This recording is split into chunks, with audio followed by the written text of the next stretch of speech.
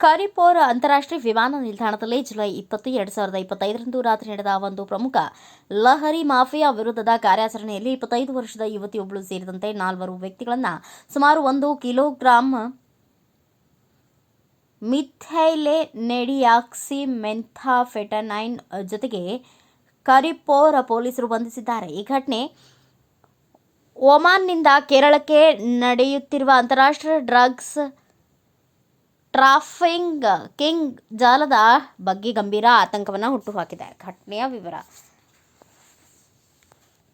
ಪತ್ತನಂತಿಟ್ಟದ ವಾಜುಮುಟ್ಟಂನ ನೆಲಿವಾಲಯಿಲ್ ಮನೆಯ 31 ವರ್ಷದ ಎನ್ಎಸ್ ಸೂರ್ಯ ಎಂಬ ಯುವತಿಯು ಒಮಾನ್ನ ಮಸ್ಕತ್ನಿಂದ ಏರ್ ಇಂಡಿಯಾ ಎಕ್ಸ್‌ಪ್ರೆಸ್ ವಿಮಾನದಲ್ಲಿ ಕರಿಪೋರ್ ವಿಮಾನ ನಿಲ್ದಾಣಕ್ಕೆ ಆಗಮಿಸಿದಳು. ಆಕೆ ಬ್ಯಾಗ್ನಲ್ಲಿ ಮಿಠಾಯಿ ಪೊಟ್ಟಣಗಳ ಒಳಗೆ 1 ಕಿಲೋಗ್ರಾಂ ಎಂಡಿಎಂಎ ಗುಪ್ತವಾಗಿ ಇಡಲಾಗಿತ್ತು. ಇದು ವಿಮಾನ ನಿಲ್ದಾಣದ ಭದ್ರತಾ ಪರೀಕ್ಷೆಯನ್ನು ದಾಟಿತ್ತು. ಪೊಲೀಸರಿಗೆ ಸಿಕ್ಕ ಖಚಿತ ಮಾಹಿತಿ ಆಧಾರದಲ್ಲಿ ಅವರು ವಿಮಾನ ನಿಲ್ದಾಣದ ಹೊರಗೆ 2 ವಾಹನಗಳನ್ನು ಗಮನಿಸಿದರು ಮತ್ತು ಸೂರ್ಯ ಆಗಮಿಸಿದಾಗ ತಕ್ಷಣ ಆಕೆಯನ್ನು ವಶಕ್ಕೆ ತೆಗೆದುಕೊಂಡರು. ಸೂರ್ಯಳ ಜೊತೆಗೆ ಆಕೆಯನ್ನು ಸ್ವೀಕರಿಸಲು ಬಂದಿದ್ದ 3 ಗಂಡಸರನ್ನು ಪೊಲೀಸರು ಬಂಧಿಸಿದ್ದಾರೆ. ಈ 4ರನ್ನ ಇನ್ಸ್ಪೆಕ್ಟರ್ ಎ ಅಬ್ಬಾಸ್ ಅಲಿ ನೇತೃತ್ವದ ಪೊಲೀಸ್ ತಂಡವು ವಿಮಾನ ನಿಲ್ದಾಣದಲ್ಲಿಯೇ ವಿಚಾರಣೆಗೆ ಒಳಪಡಿಸಿದೆ.